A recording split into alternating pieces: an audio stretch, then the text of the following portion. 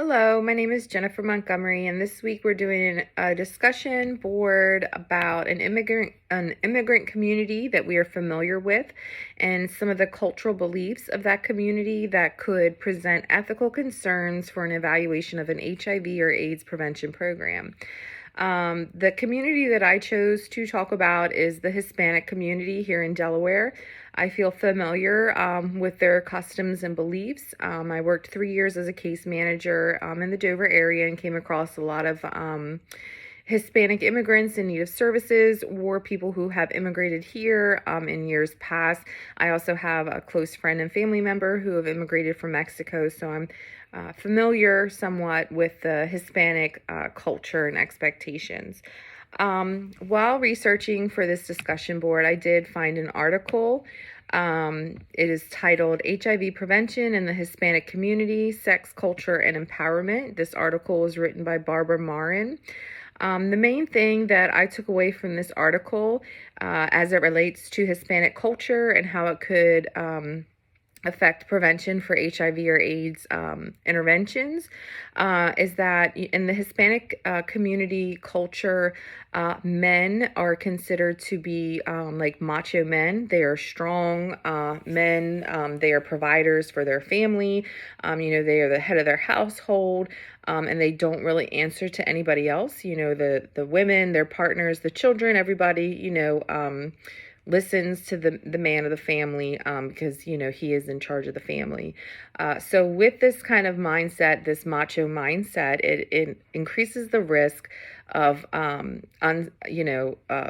sexual behavior for men because with feeling macho also comes the need to prove masculinity. So over time, you may see Hispanic men seeking out more sexual partners just to prove how masculine they are and how virile they are as a man.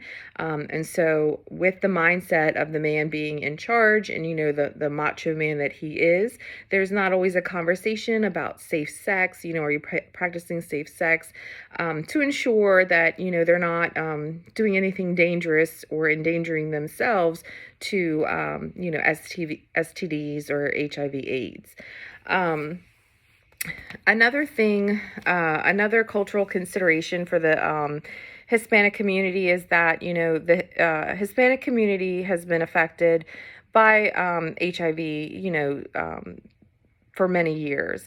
And there's a lot of underlying reasons for that. And most of it is just marginalization and social rejections like racism, poverty, and homophobia. In the Hispanic community, homophobia is one of the hardest groups that are affecting the HIV epidemic.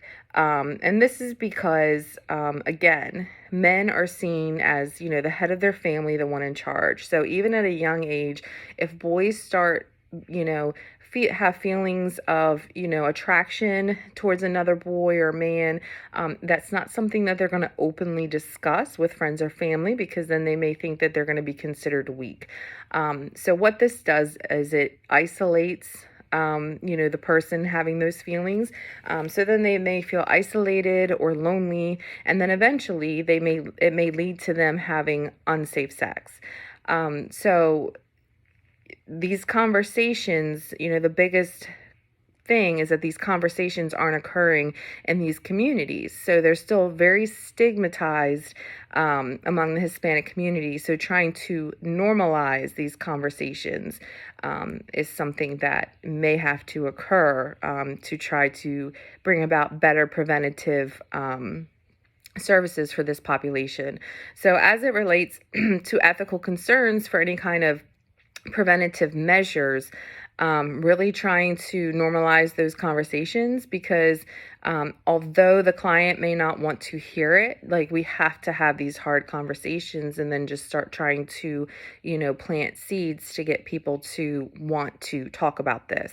Another tip that I found in this article, it said that, although these will be difficult conversations to have with Hispanic clients, also drawing on the strengths of their culture as well, to, reinforce the need for these conversations.